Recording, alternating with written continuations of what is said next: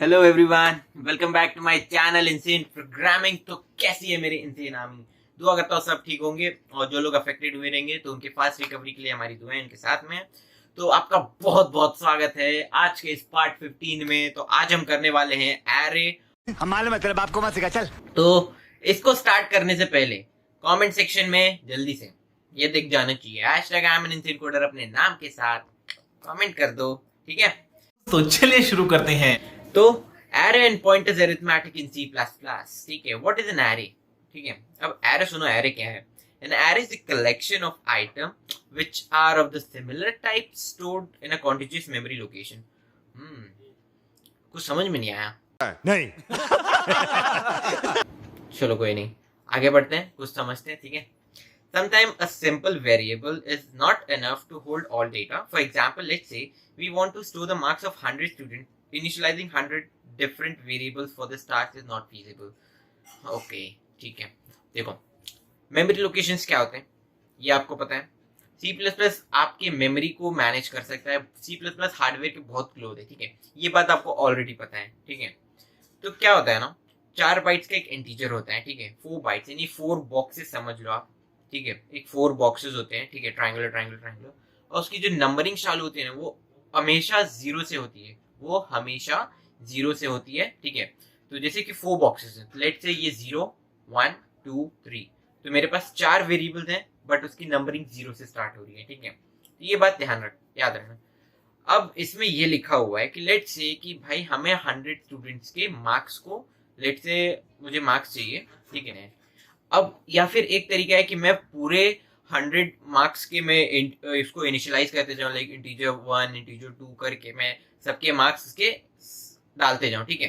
तो वो फीजिबल नहीं होगा। मतलब 100 से आप सोच लो ना, खाली 100 से वही लाइन के कोड्स होंगे जिसमें मार्क्स लिखा होगा, उसके अलावा आपका इंटीजर मेन डिक्लेरेशन वो सब अलग, और उसके बाद में जब आप एग्जीक्यूट करोगे तो वो हमारे मेमोरी पे बर्डन होगा एक तरीके से, ठीक है? समझ रहे हो? समझ रहे हो आप? समझ रहे हो? तो इससे बहुत ज्यादा मेमोरी एलोकेट होगा, जिसकी वजह से पीसी स्लो भी हो सकता है, या फिर वो प्रोग्राम बेसिकली थोड़ा स्लो चलने लगेगा, ठीक है? तो इसके लिए हमको ऑब्वियसली कोई ऑल्टरनेटिव चाहिए था ऑप्शन, तो इसका ऑल्टरनेटिव निकाला गया एरे के रूप में, ठीक है? तो एरे क्या करता है, लेट्स से मैंने आपको एग्जांपल दिया हुआ यहाँ पे, देखो for example integer marks direct 100, ठीक है? ये जो ब्रैकेट में अपने डायरेक्ट 100 हमने लिखा है, इसमें मैं इनडायरेक्टली एक लाइन में 100 स्टूडेंट्स के मार्क्स को स्टोर कर सकता हूँ बिना 100 लाइन इनिशियलाइज किए। समझ सकते हो कितना आसान हो जाएगा, ठीक है? तो ये एरे होते हैं। अब इसके अंदर एक और कॉन्सेप्ट आता है जिसको बोलते हैं हम लोग पॉइंटर्स एंड एरे, ठीक है? ये क्या करता है, देखो, storing the address of an array into a pointer is different than storing the address of a variable into the pointer, because the name of the array is an address of the first index of an array. So to use ampersand with the array name for assigning the address to a pointer is wrong, ठीक है? देखो, अब ample sign marks डालोगे तो वो एक तरीके से रॉन्ग हो जाएगा, ठीक है? मार्क्स क्या है? अरे कहना क्या चाहते हो? देखो, मैंने पिछले लेक्चर में बताया था कि पॉइंटर यूज किया जाता है किसी भी वेरिएबल के एड्रेस को स्टोर करने के लिए, ठीक है? वो एड्रेस आया था, अगर आपने वो वीडियो नहीं देखा है ऊपर आई बटन में आ रहा है, ठीक है? तो वो पॉइंटर्स क्या करते हैं ना, कि जो एड्रेस होता है वो उसको स्टोर कर देते हैं, ठीक है? अब हमने वहां पे डी रेफरेंस ऑपरेटर करके भी एक सुना था, डी रेफरेंस पॉइंटर्स करके भी सुना था, ठीक है? डी रेफरेंस क्या होता है कि भाई मान लो मुझे उस एड्रेस, जो भी पॉइंटर है उसका एड्रेस जो उसमें है, बट मुझे उसके अंदर का उस वेरिएबल चाहिए कि वो वेरिएबल कौन सा है, तो हम डी रेफरेंस यूज करते थे उस वेरिएबल को बाहर निकालने के लिए, ठीक है? वही डी रेफरेंस को हम लोग यहाँ पे यूज करेंगे, ठीक है? तो अब मैं आपको सीधा यहाँ से VS कोड पे ले चलता हूँ तो आपको ज्यादा समझ में आएगा। तो ये हम आ चुके हैं अपने VS कोड में, जैसे कि आप अपने स्क्रीन पे देख सकते हो। आई होप आपको ये कोड दिख रहा होगा। मैंने ट्यूटोरियल 13.cpp बना लिया है। अच्छा सुनो, उससे पहले आप जल्दी से इसको बनाओ और ये मेन प्रोग्राम लिख के रखो, और उसी के साथ साथ इस वीडियो के नीचे जो लाइक का बटन है उसको दबा दो, ठीक है? और साथ ही साथ अगर सब्सक्राइब नहीं किया चैनल को, नए भी आए हो तो जल्दी से सब्सक्राइब कर लो, और साथ ही साथ उस बेल आइकन को दबा देना ताकि नोटिफिकेशन कानों में बजे और तुम्हें पता चले हमारी वीडियोस आ चुकी है, ठीक है? तो ये देख सकते हो आप कि यहाँ पे मैंने एक मेन प्रोग्राम लिख रखा है, यहाँ से मैंने 13.cpp ऑलरेडी बना रखा है, ठीक है? ये तो बेसिक सा काम है ऑलरेडी। अब अगर आप मेरा वीडियो पिछले वीडियो से फॉलो कर रहे हो तो ये आपको बहुत आसान होगा समझने के लिए, ठीक है। अब लेट्स से मैंने यहाँ से आपको बताया था कि मुझे 100 स्टूडेंट्स के मार्क्स स्टोर करने हैं। अब मैं 100 स्टूडेंट के मार्क्स तो लिख के आपको बता नहीं सकता। तो लेट्स से मैं कोई एग्जांपल ले लेता हूँ, मैं 4 स्टूडेंट्स के मार्क्स स्टोर करके दिखाता हूँ। आपको अगर करना रहेगा तो आपके पास टाइम होगा तो आप 100 तक कर लेना, वो आपकी मर्जी। मैं आपको 4 तक का एक एग्जाम्पल दिखाता हूँ, ठीक है। लेट्स से मैंने यहाँ पे इंटीजर मार्क्स 4 कर दिया, ठीक है, इज इक्वल्स टू, अब यहाँ पे मैं सारे स्टूडेंट्स के मार्क्स लूंगा। लेट्स से ये कुछ मैंने मार्क्स लिख दिए हैं, ठीक है, ये कुछ मैंने मार्क्स लिख दिए। अब इसके इतने कम मार्क्स क्यों हैं उसमें मत जाना, ठीक है, एक एग्जाम्पल लिया है मैंने बेसिकली, ठीक है। तो ये मैंने मार्क्स लिख दिए। अब मैं क्या करूंगा, यहाँ पे सी आउट कर सकता हूँ उसको एक ही साथ कि भाई सी आउट मार्क्स, और यहाँ पे मैं लिख सकता हूँ 0, क्योंकि मेरा नंबरिंग 0 से स्टार्ट होता है। तो मैं यहाँ पे 0 1 2 3 4 जितने भी मेरे नंबर्स हैं, जितने भी मेरे मार्क्स हैं, मैं उतना डाल सकता हूँ यहाँ पे, क्योंकि ये चीज 0, ये 45 ये 0 से स्टार्ट हो रहा है, फिर ये 1 ये 2 और ये 3, तो ये 0 1 2 3 यानी ऐसे 4 वेरिएबल्स मेरे बन रहे हैं, ठीक है। तो जैसे मैं यहाँ पे 0 डाल दिया, और यहाँ पे मैं एक काम करता हूँ, एंटर लगा देता हूँ फटाफट से, और इसी को मैं और 3 बार कॉपी कर लेता हूँ। यहाँ पे मैं इसको 1 कर देता हूँ, इसको 2 और इसको 3, ठीक है, ये चीज मैंने कर ली। अब मैं इसे रन करता हूँ, सिर्फ इतना देखना, 45 67 78 29, ये मेरा एक लाइन ऑफ कोड में ये चीज मैंने एग्जीक्यूट कर ली with the help of array, ठीक है। तो आप समझ सकते हो एरे कितना इंपॉर्टेंट कॉन्सेप्ट है। ये देखो यहाँ पे आप आउटपुट देख सकते हो, 45 67 78 29 जो मैंने यहाँ पे लिखा हुआ है, ये एक लाइन ऑफ कोड में ये चीज हो गई। तो सोचो कितना डिफरेंस है, मतलब हमारा कितना टाइम बच सकता है। कहाँ 100 लाइंस ऑफ कोड सिर्फ मार्क्स पे लिखें, और कहाँ सिर्फ एक लाइन में सारे मार्क्स को हम डिक्लेयर कर सकते हैं, ठीक है। तो ये रहता है एरे, ठीक है।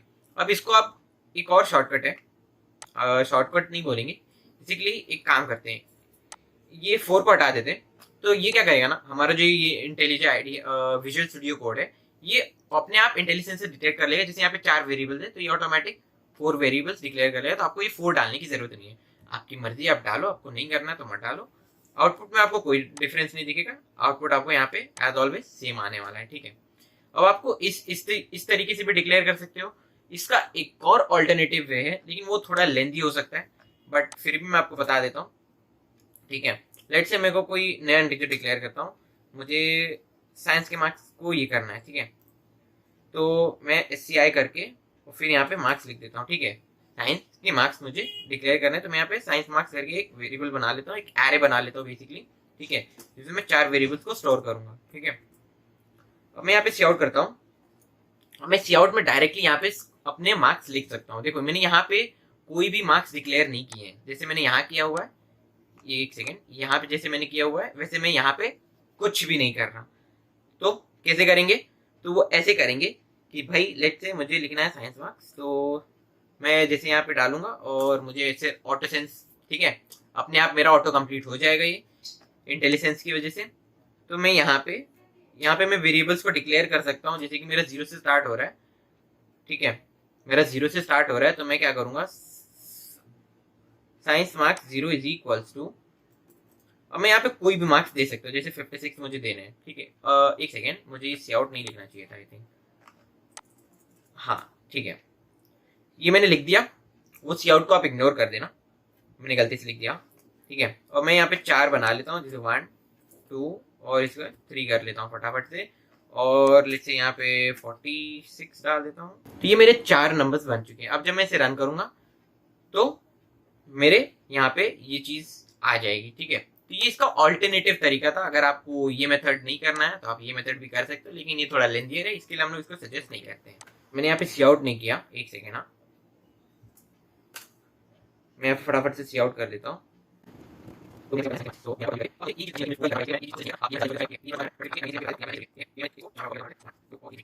और अब इसे रन करूंगा तो मुझे वो अपना डिजायरेबल आउटपुट जो मैंने यहाँ पे नंबर लिखा है वो मुझे मिल जाएगा, ठीक है। जैसे कि आप देख सकते हो यहाँ पे मुझे वो नंबर्स मिल चुके हैं, ठीक है, 56 86 75 66 जो मैंने यहाँ पे किया हुआ है, ठीक है। अब हमारा दूसरा कॉन्सेप्ट था पॉइंटर्स और उसके एरिथमेटिक्स, ठीक है। तो उस पर चलते हैं हम लोग फटाफट से। अब मान लो लेट्स से मैं यहाँ पे कोई इंटीजर एक पॉइंटर बनाता हूँ, ठीक है। तो एक पॉइंटर बनाया मैंने, int point p is equals two marks, ठीक है। मैंने इसको मार्क्स के बराबर कर दिया, ठीक है। मैंने एक पॉइंटर बनाया जिसको मैंने मार्क्स के बराबर कर दिया।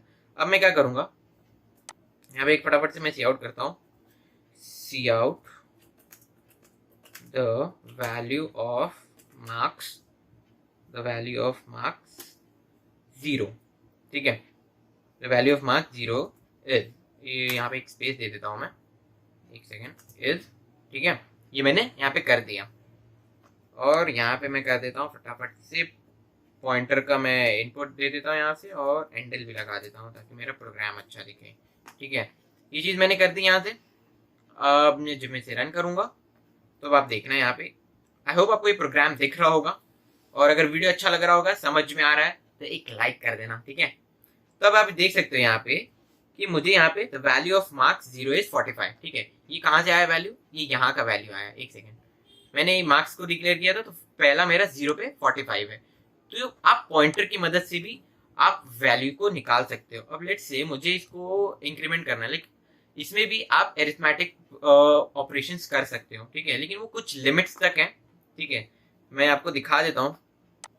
लेट्स से मैं इसी को कॉपी कर लेता हूँ, यहाँ पे कंट्रोल डी दबा के आप सबके रेप्लिकेशन कर सकते हो। लेट्स से मैं इसको 1 2 और इसको मुझे 3 करना है, राइट। तो इसे मैंने 3 कर दिया और अब यहाँ पे मैं काम करता हूँ कि इसको मैं कर देता हूँ p+1। एक तो पहले मुझे यहाँ पे ब्रैकेट लगाने दो, ठीक है, p+1। तो ये मैंने एक और सी आउट बना ली जिसमें लिखा है मैंने पॉइंटर p+1, पॉइंटर p+2 और पॉइंटर p+3। इसका आउटपुट देखना, इसका आउटपुट क्या आएगा। और एज ऑलवेज आपको पता है इसका आउटपुट क्या आने वाला है। ऑब्वियसली ये जो मैंने मार्क्स लिखे हैं, मैंने क्या किया, सिर्फ इसको मैंने यहाँ पे प्रिंट करवा लिया और मैंने इसमें यूज किया है पॉइंटर्स का। लाइक मैंने पॉइंटर्स को वेरिएबल दे दिया मार्क्स के थ्रू, ठीक है। मैंने पॉइंटर्स को मार्क्स से बराबर कर दिया जिसकी वजह से मैं पॉइंटर लगा के अपने वैल्यूज को या फिर अपने मार्क्स को बेसिकली निकाल सकता हूँ, ठीक है। तो ये रहा 45 67 78 29 जो कि यहाँ पे मैंने कर रखा था, ठीक है। तो ये थे आपके पॉइंटर्स और उसके एरिथमेटिक प्रोग्रेशन, जो भी एरिथमेटिक्स आप कर सकते हो, जो भी प्रोसेस आप इसमें कर सकते हो, ठीक है, पॉइंटर्स और एरे की मदद से। अब एक और चीज आप एक कर सकते हो। लेट्स से आपने एक पॉइंटर बनाया, इसको मैं कमेंट आउट कर देता हूँ पहले। तो इसको एक और इजी मेथड मैं आपको बताता हूँ, इसका भी एक ऑल्टरनेटिव मेथड बताता हूँ, ठीक है। तो यहाँ पे लेट्स से मैंने एक सी आउट कर देता हूँ और सी आउट में मैं डायरेक्टली लिखूंगा क्या, ठीक है। ध्यान से देखना मैं यहाँ पे डायरेक्टली क्या लिखने वाला हूँ। मैं यहाँ पे लिखूंगा पॉइंटर और ब्रैकेट में लिख लूंगा p++, ठीक है। मैं इंक्रीमेंट कर रहा हूँ इस बार, ठीक है। मैं अपने पॉइंटर को इंक्रीमेंट करना चाह रहा हूँ, ठीक है। और यहाँ से मैं एक एंडल लगा लेता हूँ। एज ऑलवेज एंडल लगाना जरूरी है, ठीक है। अब देखना, अब जब मैंने यहाँ पे p++ किया है, मैंने पॉइंटर p++ किया है, तो यहाँ पे मेरी वैल्यू p++ की 45 आनी है। एक सेकेंड, मैं इन सबको कमेंट आउट कर देता हूँ। अब यहाँ पे पॉइंटर की जो मेन वैल्यू पहले आएगी वो आएगी 45 और उसके बाद मैंने यहाँ पे क्या किया हुआ है ++, ठीक है। मतलब कि क्या हुआ कि वो 0 से अब वो नेक्स्ट पॉइंटर पे चला गया है। नेक्स्ट पॉइंटर कौन सा है, 67, ठीक है। तो अब क्या होगा यहाँ पे, एक सेकेंड, तो अब मैं यहाँ पे नीचे जाता हूँ और अब मैं काम करता हूँ, एक और सी आउट करता हूँ। इसी का एक काम करते हैं, रेप्लिकेट करते हैं, कंट्रोल डी, ठीक है। ये मैंने सी आउट किया और अब यहाँ पे 67 जो ये लाइन वाला कोड था, जो 23rd लाइन था मेरा कोड का, ठीक है। तो यहाँ से वो वैल्यू थी 45 और 45 होने के बाद में पहले जो p की वैल्यू प्रिंट होगी, p की वैल्यू क्या थी, पॉइंटर p की वैल्यू 45। उसके बाद में क्या हुआ, प्लस क्या हो गया, इंक्रीमेंट, ठीक है। ये हो गया इंक्रीमेंट, ठीक है। तो अब मैं क्या करता हूँ, इसको पहले मैं इंक्रीमेंट कर देता हूँ। मैं नेक्स्ट एक वेरिएबल बनाता हूँ जिसको मैं पहले इंक्रीमेंट कर दूंगा, ++p कर देता हूँ, ठीक है। मैंने पहले इसको इंक्रीमेंट कर दिया, ठीक है। अब यहाँ पे ये जब वैल्यू आएगी तब देखना, अब इसकी वैल्यू क्या आएगी, अब आप बताना मुझे, अब इसकी वैल्यू क्या आएगी, ठीक है। ये मैंने 45 रन किया। अब आप बोलोगे कि इसकी वैल्यू आनी चाहिए थी 67, इसकी वैल्यू 67 आनी चाहिए थी, लेकिन ये 78 क्यों आई। तो अब देखो यहाँ पे क्या हुआ, जैसे कि आपको ये पता है इंक्रीमेंट डिक्रीमेंट ऑपरेटर मैंने आपको सिखा रखा है, अगर आपको वीडियो नहीं देखा है तो ऊपर आई बटन में आ रहा होगा, आप जरूर देखना, ठीक है। तो यहाँ पे क्या हुआ, जब यहाँ पे p की वैल्यू प्रिंट हुई तो वो 45 थी, उसके बाद में क्या हो गया उसका इंक्रीमेंट, जब इंक्रीमेंट हुआ यहाँ पे, जब इंक्रीमेंट हुआ तो उसकी वैल्यू होगी 67। यहाँ पे जब वो कोड लाइन पे आई 24th लाइन पे जब वो आई, ठीक है, तो वो थी इसकी वैल्यू क्या थी 67, और उसको यहाँ पे होना था पहले इंक्रीमेंट, इंक्रीमेंट होके क्या हो जाती है उसकी वैल्यू 78, ठीक है। तो 78 यहाँ पे इंक्रीमेंट हो गया, तो p की वैल्यू यहाँ पे क्या प्रिंट होगी 78, तो आपको यहाँ पे 78 आंसर मिल रहा है, ठीक है।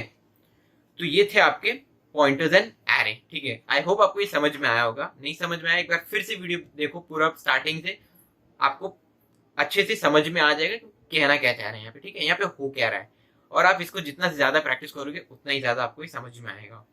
आई होप आपको ये समझ में आ गया होगा। तो आज के वीडियो के लिए बस इतना ही। नेक्स्ट वीडियो में क्या सीखने वाले हैं जल्दी से आके देखते हैं, ठीक है। और हाँ, लाइक कर देना, तो बेसिक ट्रिक है, एक तो लाइक और शेयर ठोक दीजिए, महाकाल का लाइक और शेयर ठोक दीजिए, सब्सक्राइब भी कर देना, बेल आइकन को भी दबा देना, ठीक है। नेक्स्ट वीडियो में हम लोग करने वाले स्ट्रक्चर, यूनियंस और थिनम, बहुत ही इंटरेस्टिंग टॉपिक है ये, ठीक है। तो नेक्स्ट वीडियो का इंतजार करना, मिलता हूँ मैं आपको नेक्स्ट वीडियो में, तब तक के लिए थैंक यू।